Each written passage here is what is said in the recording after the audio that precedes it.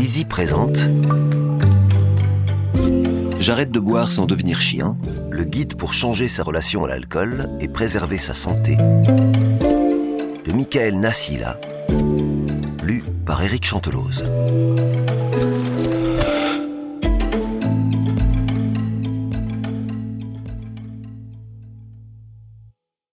Avant-propos. Avril 2024. À une heure de relative grande écoute, la présentatrice Léa Salamé, surprise qu'Artus, son invité, lui explique qu'il ne consomme plus d'alcool, rétorque à celui-ci qu'il est donc devenu chiant. Il lui répond alors « C'est très français ça, dès qu'on dit qu'on arrête de boire, on devient chiant, alors que putain c'est bien en fait, de ne pas forcément boire de l'alcool. » L'humoriste fait ensuite part de son expérience avec ses problèmes de santé liés à l'alcool. « En plus, je ne sais pas faire les choses à moitié, livre-t-il, donc je buvais beaucoup. » Il partage aussi les séquelles de cet abus d'alcool. J'ai fait des crises épileptiques de sevrage alcoolique, tellement mon cerveau me disait « il faut boire ». Cet épisode, qui a fait couler beaucoup d'encre, est très révélateur. La France a un problème avec l'alcool. C'est ce qui m'a poussé à reprendre la plume. Après mon premier ouvrage, Alcool, plaisir ou souffrance, Le Muscadier, paru en 2017, je m'étais pourtant juré d'attendre la retraite avant d'entreprendre la rédaction d'une suite. Non pas que l'envie n'y était pas, mais le temps est devenu une denrée très rare dans la vie de l'enseignant-chercheur et directeur de laboratoire de recherche sur l'alcool que je suis, vie qui comprend aussi de nombreuses responsabilités associatives au niveau national et international. Le sujet est plus que jamais d'actualité. Il ne se passe pas une semaine sans qu'un journaliste m'appelle pour me poser des questions plus stupides les unes que les autres, du genre « A-t-on démontré scientifiquement les bienfaits du trou normand ?» On peut effectivement se poser beaucoup de questions sur les effets de la consommation d'alcool, et cela semble très médiatique. Mais ne pas s'intéresser aux vraies questions de fond m'exaspère au plus haut point. Maintenant, je demande souvent aux journalistes ce que eux pensent de la question, et s'ils n'auraient pas d'idée de sujet plus pertinent sur la problématique alcool.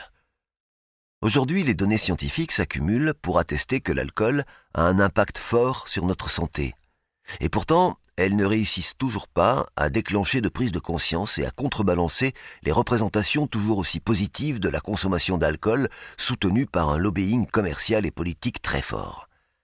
La consommation d'alcool fait partie de nos habitudes culturelles et sociales. Elle procure du plaisir, peut soulager et joue un rôle de lubrifiant social avéré. Mais il ne s'agit pas pour autant de la banaliser, car il faut aussi en payer le prix, et le prix fort. L'alcool est en effet une drogue très puissante qui finit par procurer du déplaisir et de la souffrance, induisant des ravages sur la vie des consommateurs, mais aussi sur l'entourage, des maladies et des décès. Faire le choix de l'abstinence ne devrait pas être stigmatisé, mais au contraire normalisé. Car, je le répète, l'alcool n'est pas un produit anodin, ce n'est pas un simple produit alimentaire, ce n'est pas non plus un produit vital. C'est plutôt un produit à l'origine de très nombreuses maladies, même lorsqu'on n'est pas alcoolodépendant. C'est même un produit mortel. On peut mourir d'une surdose d'alcool. Pourtant, l'alcool est partout, omniprésent dans les publicités, les médias et les films. Finalement, les représentations positives qui lui sont liées, voire les croyances tenaces d'effets bénéfiques et son rôle de lubrifiant social, font que la consommation d'alcool est normalisée. À tel point que tout le monde reconnaît qu'il est difficile, voire très compliqué et mal accepté, de refuser de consommer sans se voir affublé d'avoir un problème. Tu es malade ? Tu es enceinte ? C'est ta religion ? Bref, celui qui ne boit pas est un alien, ou pire, une personne chiante.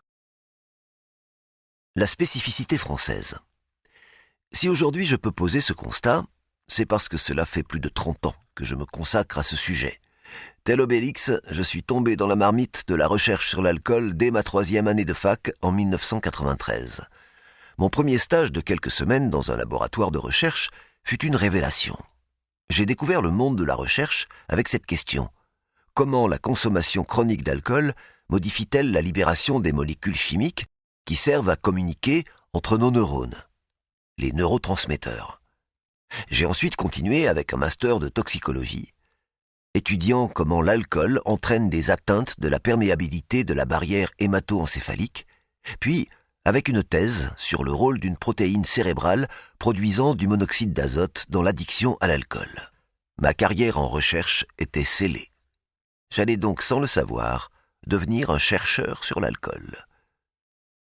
Au cours de ma thèse, j'ai eu la chance de participer au plus gros congrès mondial de la recherche sur l'alcool tous les ans aux États-Unis, le congrès de la RSA, Research Society on Alcohol. J'ai alors constaté que très peu de chercheurs français y participaient. Comment se fait-il qu'un pays comme la France ait si peu de chercheurs sur l'alcool présents au plus gros congrès du domaine ?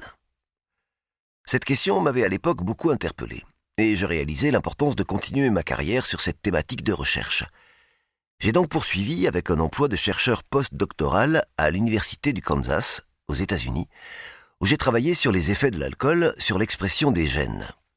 Rebondissement notoire, mon report du service national obtenu grâce à ma préparation militaire supérieure venant à échéance, j'ai dû démissionner pour rentrer en France en 1999.